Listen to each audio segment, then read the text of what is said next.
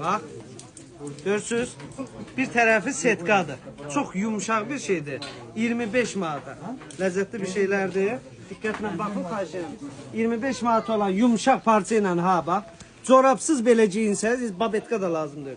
Corabsız da giyinsəz ləzzət eləyəcək ayağınızda. Bax, çox qəşəng, yumuşaq.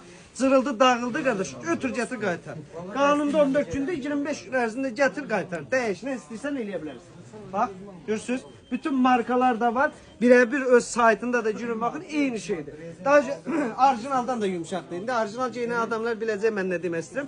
Orijinal olur taxta kimi adamı əzir. Həqiqətən deyirəm. Amma bunlar indi bilirsiniz ki, biz satmaqdan ötürü da bunun min cür başını oynatsırıq ki, tam yumuşaq vəziyyətdə olsun, müştəri qaçmasın. Bunlar hamısı 25 manatdır. Sonra bunlar neçədir? 22 manata belə qəşəng göyçə şeylər gəlir. Bunlar da qəşəng hava keçirdəndir. Gördünüz iyləndi, ayaqqabıda indi qatıqladı ilə, dorabra elədi. Götür gətir qaytar, problem yoxdur. Qaytarma məndə lap belə müştəri ki, zəncir qaqa, şalvarım cırlar bir dənə. Gətir qaytar. Bir dənə mala günüm mən səni itirmək istəmərəm. Problem yoxdur. Bax belə bir şeylər var. 22 manatdır bunlar. Hə?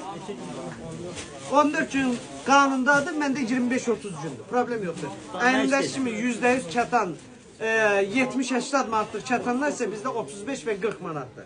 Sonra orijinal Roropiyana diyorsunuz. Bablar 35 manattır bizde.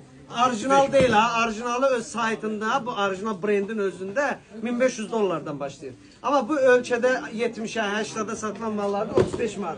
Bunların bir nokta aşağı olan ise 22 manattır bizde. Bak böyle maraqlı şeyler var.